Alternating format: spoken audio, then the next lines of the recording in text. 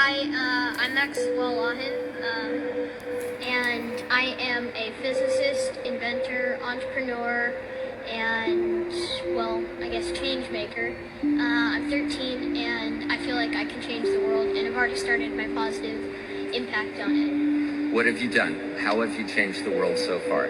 So aside from inventing a whole bunch of different stuff that probably won't matter now, but my most recent thing, which has gotten me a little bit of attention online, is my energy device, where I extract electromagnetic energy from everything around us and convert it into electrical energy. In other words, a stream of unlimited energy.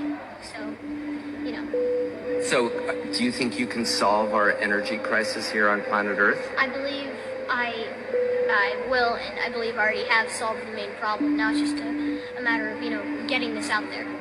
And what do you need to be able to get this out there? You just need somebody to watch this video and say, here's some money, or what do you need?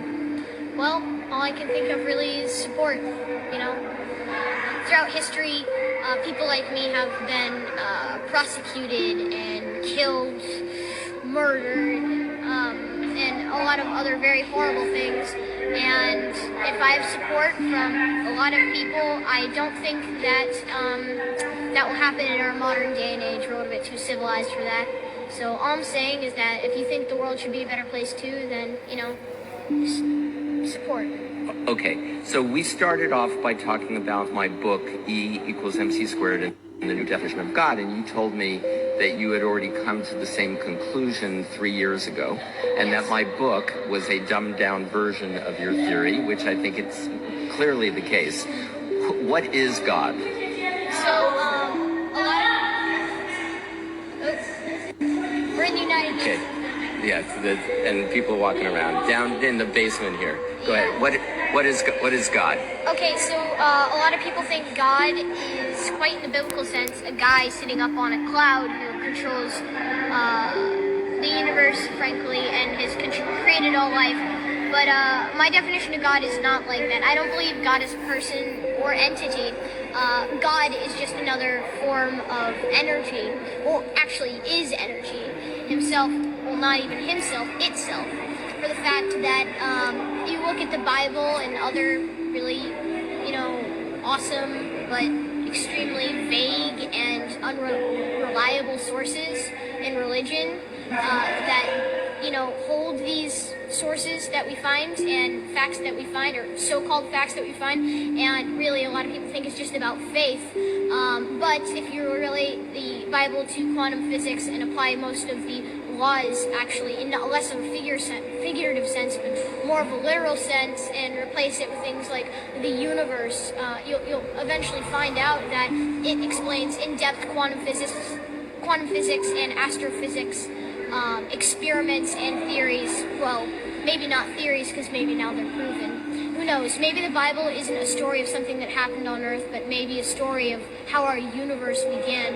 For the fact that, honestly, I don't really buy into the literal biblical sense, like, God is literally a guy who looks like us, who sits up in an alternate realm that's in our clouds and, watches over all of us. But I guess you could say that he's an energy form that created all, is all, and is everywhere and nowhere at the same time. God, or energy, lives within us, through us, and can... And is us. And is us, frankly. So you said what? That God is the energy that is in us, created us, and is us. Is that your definition? Yep. I don't want to put words in your mouth. Sort of, yeah. God is energy. That's my thing. And I mean, like, you look at dimensional theory, and eventually we have, the singularity at the beginning of the universe that is energy. And then, eventually that begins to slow down in vibration due to entropy or some other law of that sort. And then, first you get photonic light, and then that slows down, and then we get matter, and then that slows down. And then who else knows what comes next? We have gravity, and then we have time, all coming in at one sense. I mean, does that sound like origin story to you? It kind of does a little bit to me, but, maybe that's just a coincidence. Maybe these philosophers, or unreliable monks, we call them, that lived up in the mountains and wrote this weird book that doesn't have any factual evidence behind it, maybe they were quantum physicists ahead of their time, and maybe they're just trying to tell people, who lived a crazy long time ago, ago that there is an entire new quantum world out there, but education wasn't too good back then, so I guess they had to simplify intense quantum physics to something that a 5-year-old could understand. Thus the Bible, right? So you're saying people who believe in the Bible as written, as the Bible conventionally, are kind of like 5-year-olds? Well, 500 years ago? No, sorry, 1,000 years ago, probably.